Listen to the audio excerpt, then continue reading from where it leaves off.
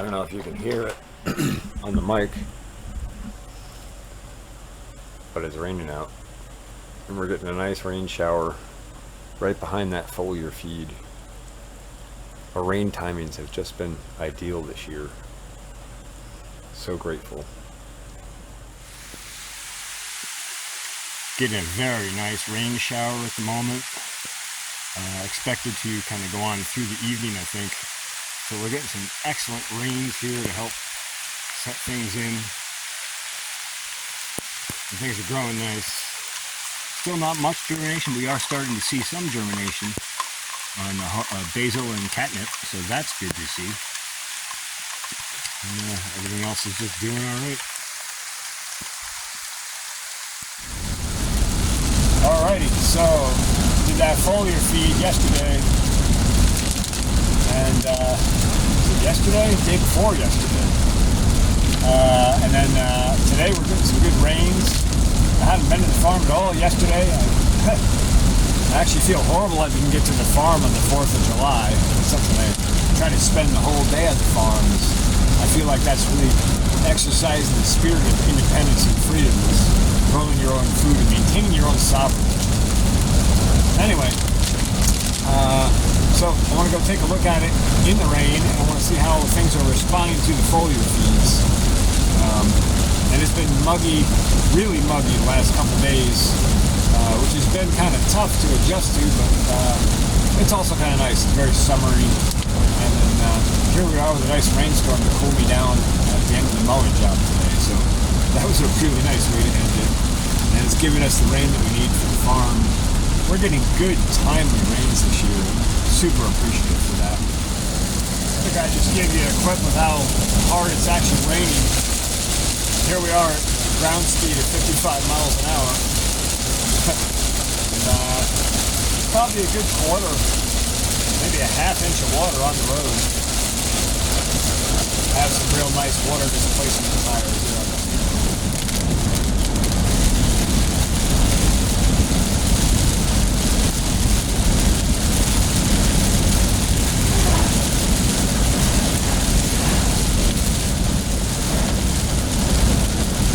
Good old hardy roots.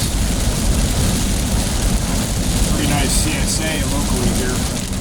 Kind of cool coming far in the rain. I haven't been here in the rain yet.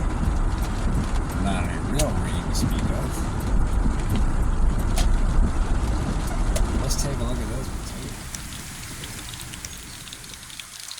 potatoes. Listen to how durable those leaves are. You hear that rain hitting them and slapping off them so hard? So it's been a cloudy day for the most part today. And it's raining right now. So I figured I'd pull out the FLIR and take a look, because I haven't been looking at any of this in FLIR in daytime. It's a whole nother spectrum I forgot to pull out and keep an eye on. So we'll be doing that a lot more now I'm back aware of it. Alright, so just a quick check up here in the rain. Our tarragon is establishing. Looking a little hurt after that transplant, but I think the root balls will come back and be okay. We got some nibbles here on one of these tomatoes. But man, are they exploding, huh? Look at those plants take off. I mean, they're just taking off. Holy basil too, just rocking. Man, I mean, look at these plants. They're so happy and healthy. God, it's beautiful. So we're up here at the ginger turmeric tomatoes block. And I'm just going to pull the FLIR out first quick, because it's pouring rain. And I don't want to get the camera messed up. But I didn't get to the ginger here on Reboot Agriculture 29 the other night. So I just wanted to go through and get us a scan here early season.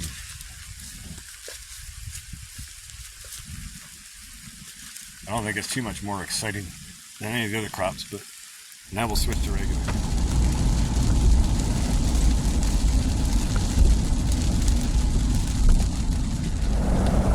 Okay, so it's a little bit later today.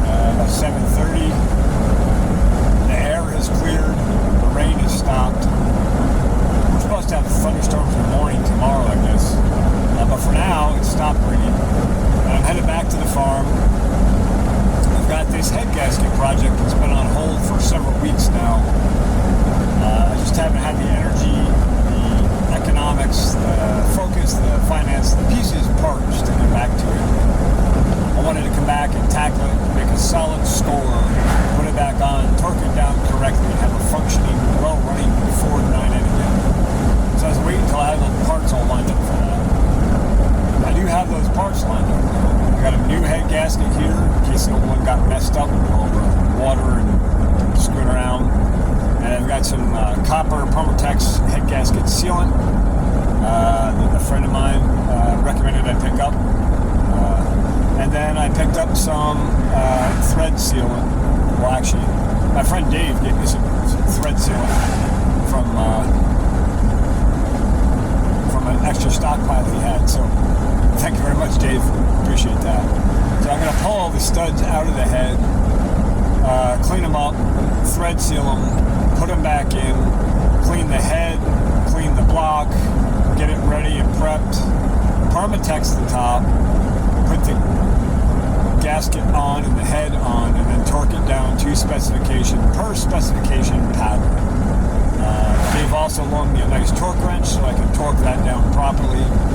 And a friend of mine online showed me the torque spec pattern for that engine.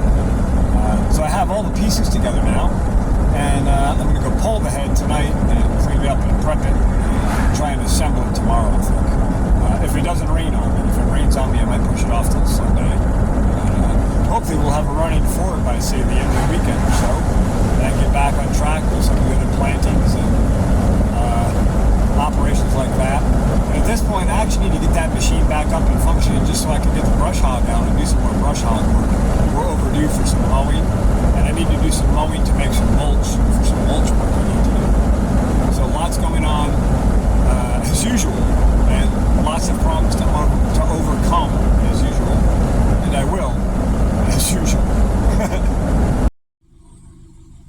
I'm driving by the horse farm here, and the deer is out wandering over here on the horse fence side, hanging out.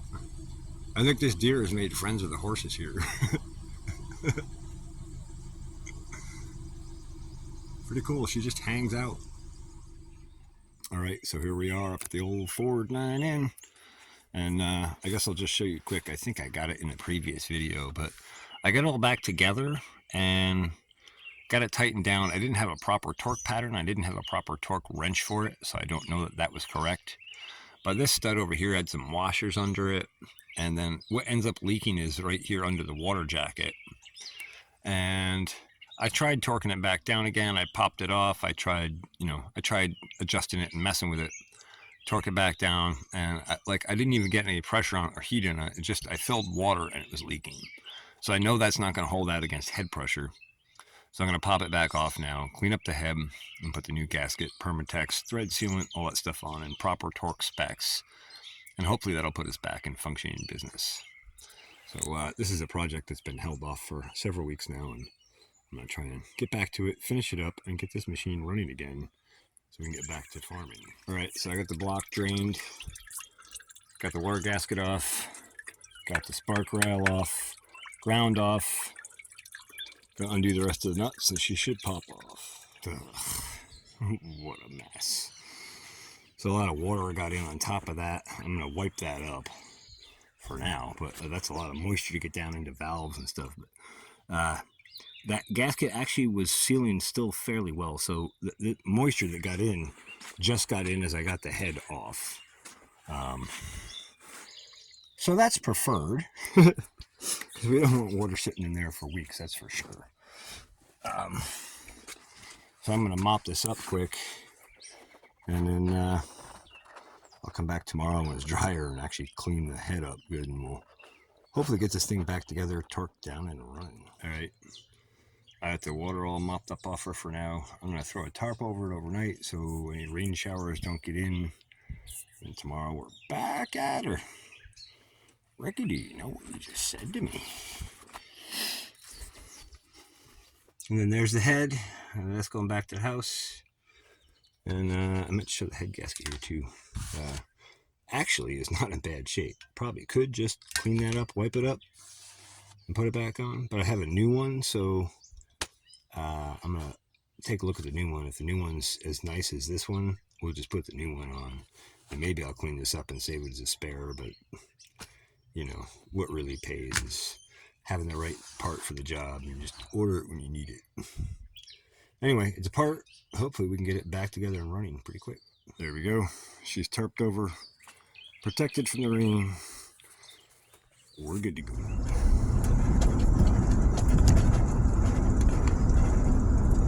Alright, well, we're holding nice moisture in here. The farm really is coming together well. I'm just anxious to be done with more of it faster.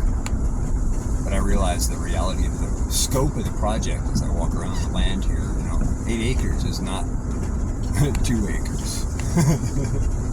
It's 4 times the size of 2 acres. And this isn't 2 acres that's open early, but I opened up at the old farm. I did open up a lot of space there, but this is really heavy overgrown stuff. Thick, dense, large trees, and some rocky soil and some slopey stuff underneath it, so it's a little more challenging terrain. But I think we're doing alright considering. And those potatoes are looking nice though, aren't they? Should we get out and have a look at those puppies? I think we should. What do you think? I knew you'd see it in the way. Here we are on the north end, trailer end here. And we got some really healthy, happy looking plants here. Nice, thick, robust leaves. I mean, what I'm seeing is good growth. I'm not seeing any Colorado potato bug evidence yet, so that's an awesome sign. That doesn't mean we won't run into a problem and I won't have to add some adjustments and amendments to boost plant resistance. But so far, they're looking good. I do need to come back here. I realized in my last foliar feed, one thing I left out was C-stem, and that's an excellent immunity booster for plants. That's also an advancing eco-agriculture product. But man, look at those plants. They're healthy, happy plants. I'm very, very happy with how the soil is performing and how the plants are performing. I think we got some really good seed stock from Agway. And now the real trick is to grow this seed stock out to its utmost best capacity as best I can. Try and represent and express that gene to its best ability, to its best expression. And then capture and save some of that seed for next year. And do it again next year. And again next year. And again. And again. And again. And every generation that you do that, you improve the quality of the seed that you have. Be it a potato, or a corn seed, or a bean seed, or a basil seed, or a cannabis seed. It doesn't matter. You can really build seed quality and unlock the actual full genetic potential of seeds by rebuilding trace mineral nutrition and rebuilding biology in plants. And there's a really, really cool discussion on advancing eco-agriculture that came out this spring with Dr. James White, where they talked about how the seed embryo actually carries its own inoculant from season to season, and that when you disrupt that cycle, you actually change the genome of the plant. So if you haven't heard that discussion with John Kemp and Dr. James White on Advancing Eco-Agriculture's podcast, you should definitely go check that out, because it's fascinating. And so now here we are, as I've been babbling, we're down on the nicer end of the soil. And is it not quite evident? Is it not quite evident how much nicer the soil is on this end? Just in plant health, look at the size of these plants. Look how much more robust these plants are. Like, that plant is dwarfing my hand already. These went in, I believe, June 2nd or thereabouts, maybe June 5th. And today is July 5th. So we're 30 days from seed in the ground. to that size plant. And as I recall, these are a 90-day variety of potato. So we've only got 60 days left to make the full genetic potential of this plant if we want to fall within that 90-day window and maximize yields, maximize genetic potential, and maximize genetic amplification for next year. Or maximize epigenetic influence is really the proper way to say it. But basically, we're amplifying the capacity of the genetics by unlocking genetics, by providing the full spectrum of trace mineral and hormonal nutritional support and biology for plants. And all those trace minerals are enzyme cofactor supporters. And so each of those enzyme cofactor supporters supports a specific enzyme that accelerates a specific part of a specific process. So as you unlock each of those processes, and there are thousands of these, maybe more, you unlock a new piece of the genetics, a new capacity. So that's sort of a way to think about it. That's a really broad, blunt explanation of it, but just for somebody to understand the basics of how it works. And so that's what we're talking here. And it's really simple, you know. We try to tune soil to fit what the plants need nutritionally. We try to make sure they have all the biology they need and all the trace mineral nutrition they need. And we do that both through soil and also through foliar feeds, targeted foliar feeds that address specific mineral nutriencies. Because the other thing you don't want to do is provide an excess of something that can even do more damage than a deficiency. So just things to keep in mind in regarding the scope of growing, amplifying genetics, seed stock, all that sort of stuff. I'm by no means an expert on this, but I have a decent amount of experience in lots of different plants, and I have seen the results. When I heard John Kempf talk, he might as well be a doctor. He might as well be a quadruple PhD. When I heard him talk about all this stuff back in 2013, I went out and started testing it. If you've seen the first parts of my Regenerative Ag series, you'll see me talk about all that and how I learned and how I went out and tested and tried. And those videos, I go deep into all my tests and trials. I tried it with corn, I tried it with tomatoes, I tried it with potatoes, you go down the list. I've tried a whole lot of plants using these principles and practices. I've never once not had beneficial results at the very least, if not excellent results, if not incredible results, if not results where people go, holy cow, how did you do that? Why does that tomato taste so good? Why does that potato taste so good? Why do I feel so good the next day after I eat that food? I can go on. And there's all science proving this. Go back and look at Comrades and Farms, where I interviewed Dan Kittredge from Bionutrient Food Association. They're developing a meter you'll be able to carry right with your phone and test food in the store and see what its nutrient density is. Just think about how that will change the market. All right, I think I'm going to jump off my soapbox for now, but this is stuff I'm thinking about, wanted to share. Wanted to take a walk through the plants here. It's a beautiful Friday evening, and it's warm and muggy, and the plants are growing well, and it's a great place to be. I suppose before we look at potatoes too much, we should have a look at the tomatoes over here in the row next to them. Just for reference, you know where we're at here in the field, on the farm. And those are doing really well. They're also responding really nicely to the foliar feed, to the rain, to the sun. I mean, we're having a really nice grow year this year, actually.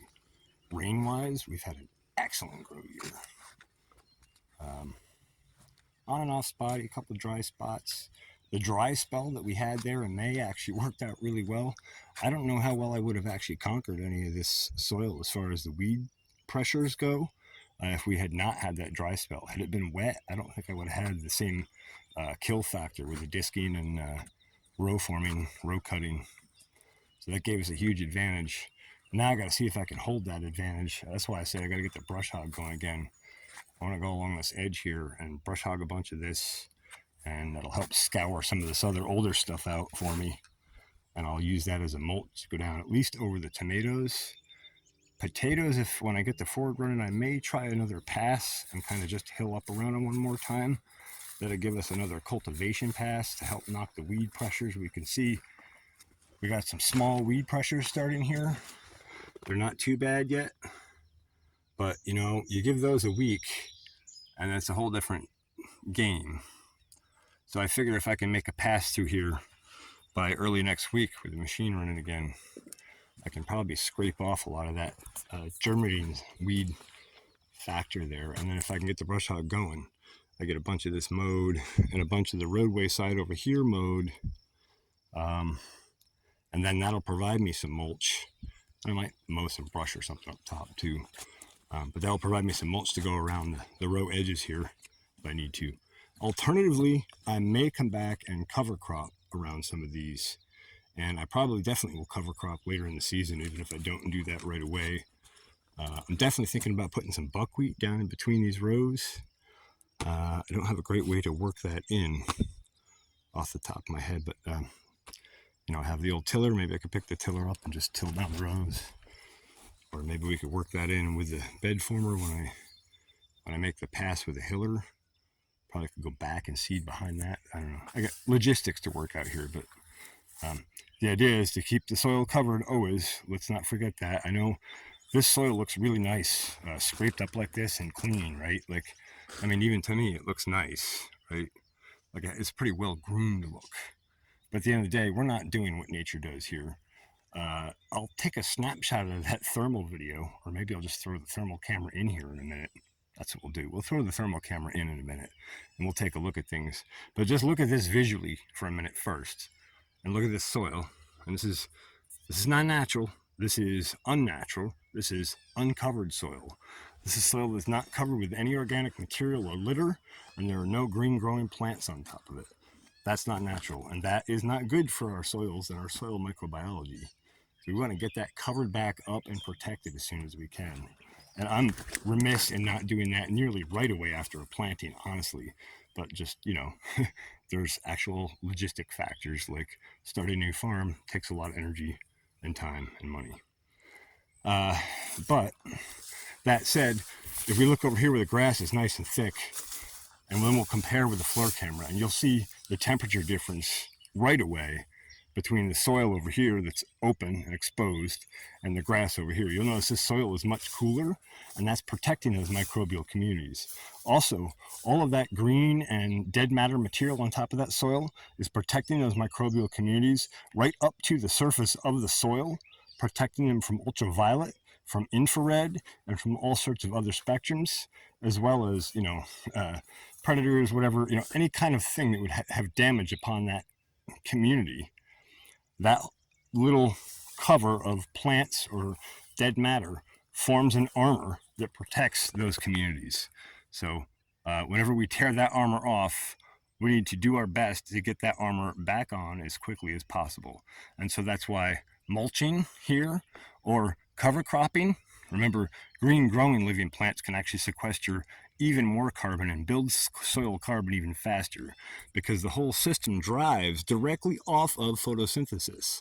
So anytime you cover a whole area with photosynthesizing plants, you're sequestering that much more carbon and energy into the soil, and you're pumping that soil up with energy. And we already see that here. This soil was dormant and just overgrown field. And when we cut it up and open it up, there was all that aggregate, all this beautiful organic material in here. And that's expressing itself here in these plants over here right away. And we can see the difference down here. We'll walk down this way where there's more rock. And you'll see they're just not quite, I mean, they're beautiful plants. They're growing well. They're happy, right? But they're not as robust as the ones down on the other end there, where the soil is healthier and has more humic matter and had more aggregate. You know, up here there's a lot more shale and rock, so there's not as much microbial activity and humic matter and all those life components that go into healthy, happy soils. Tuesday, March 30th, 2021. Last day on the farm. Tomorrow morning at this time I'll already be in Chicago, bound for Washington. Beautiful morning, the birds are chirping, the cover crop stuff is greening up really nice. Spring is springing here. It's beautiful. August 22nd, 2022. Well, thought I'd do a quick update on the farm here. We're in the middle of a pretty hefty drought here. I'm not growing here this year, as you probably well know at this point.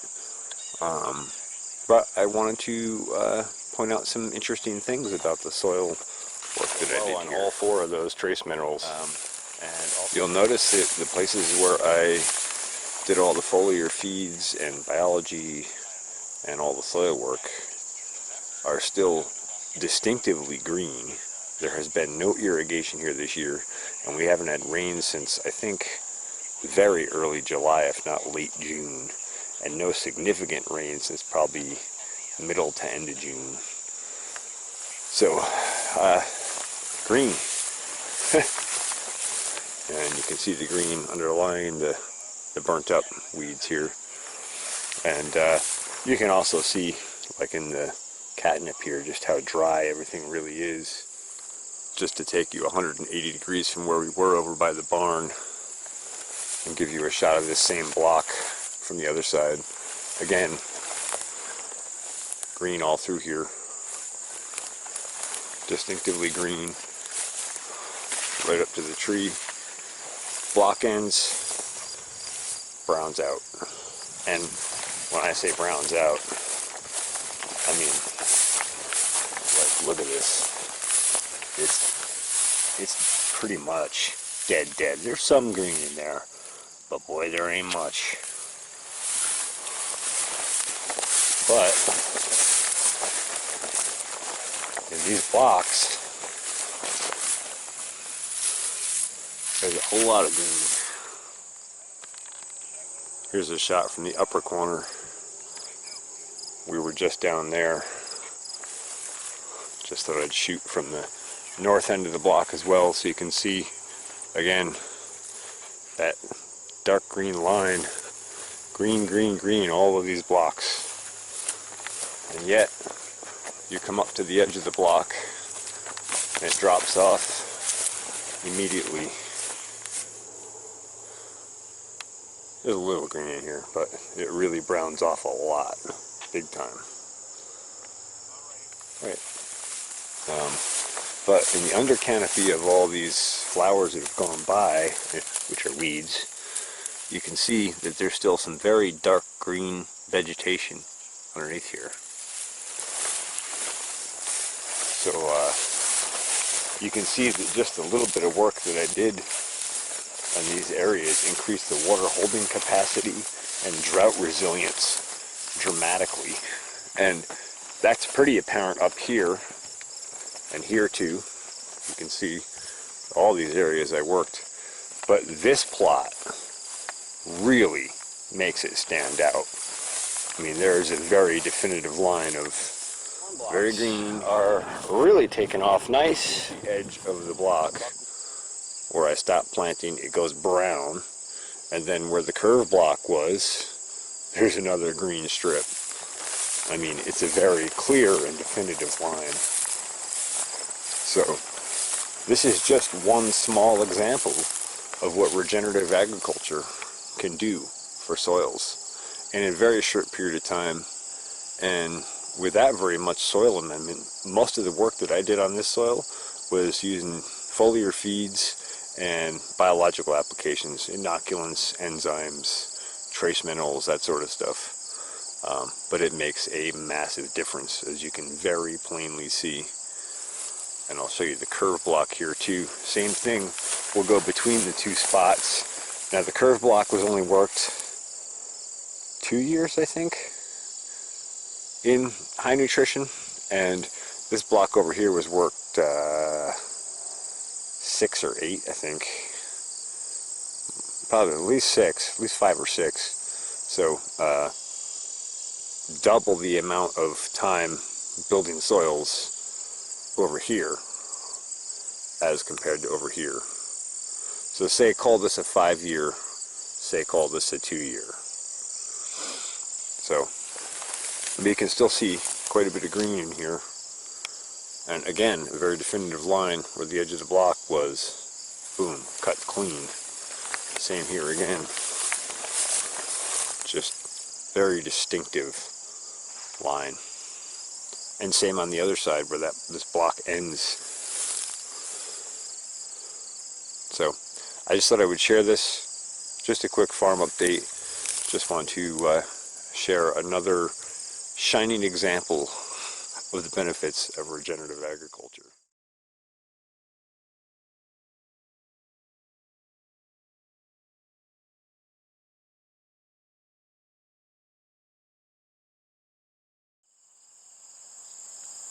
August 17th, 2020. Just doing my daily farm tour checkup. I kind of go around and just take a look at everything, or try to every day. You really got to want to stay in tune with your crops and what's going on with them.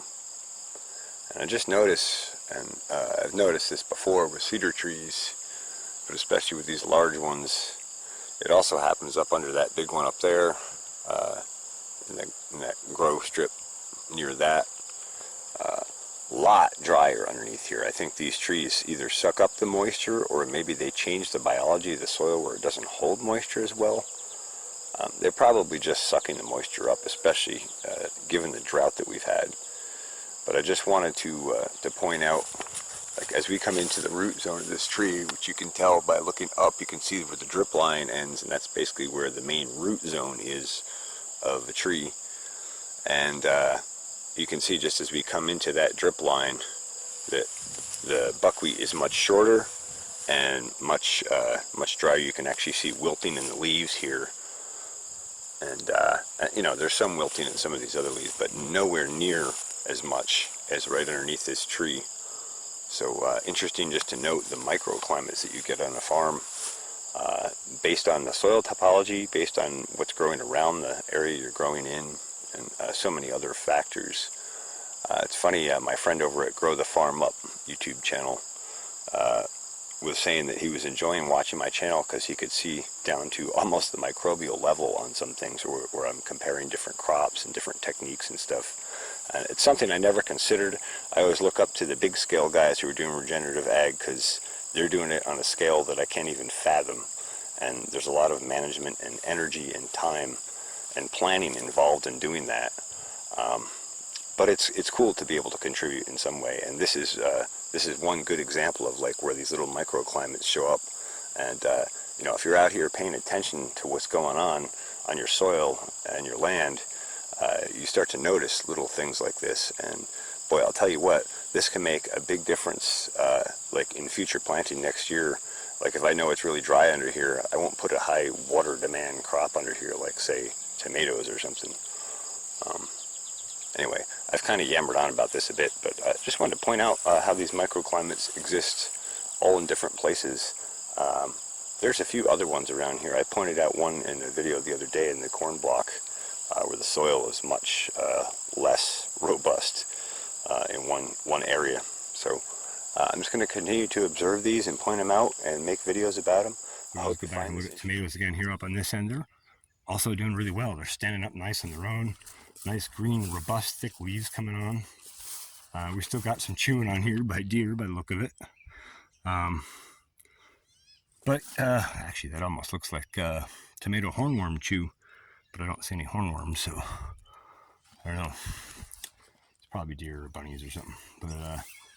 But you know, those will recover and we'll just go on.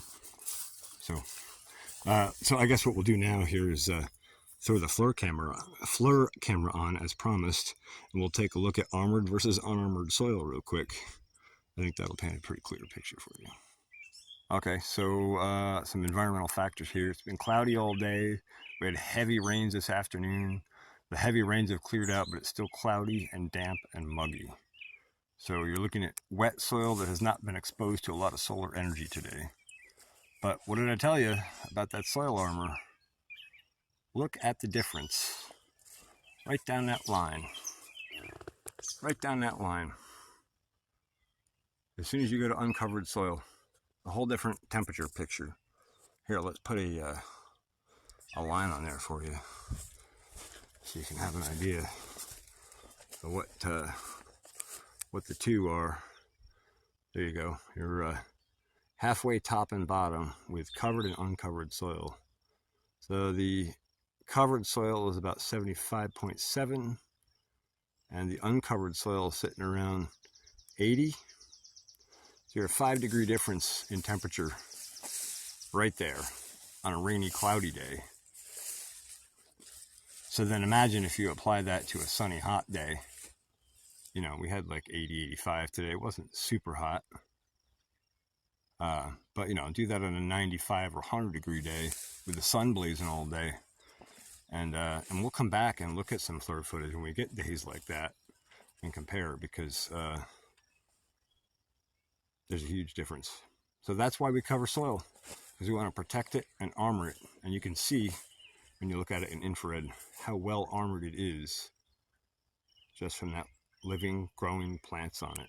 And not only can you see it over there in the grass, you know, that same thing is absolutely evident here in our row where we have our green, living, growing plants here, right? And so that's why we can have a tremendous effect. If we cover crop, oh man, we can turn all of our soil that's uncovered and red like that into that nice dark cool color, just like those potato plants, just like the grass over there, just like the bushes over there.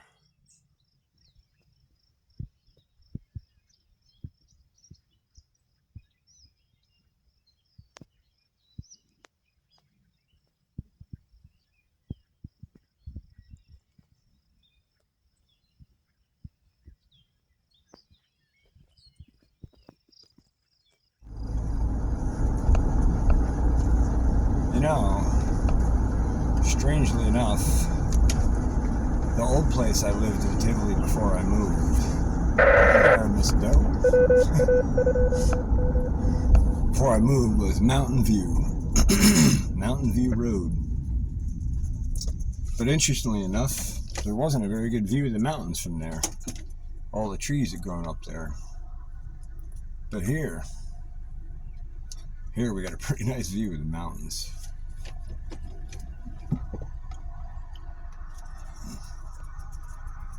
So yeah, thoughts and comments of the day. All in all, I'm very grateful for where I'm at in life, where I live, the farm I have now to build, and the people and connections in my life. I'm very blessed and very grateful. And I wake up every day and I think about how grateful I am for all those things. So, something to think about. Tell you what, makes every day go a lot better. The little solar powered fan that's in there that keeps the temperature even has not been operating properly, and the anemometer is no longer spinning smoothly. It doesn't read correctly. And who knows if the rain sensor's right? Maybe.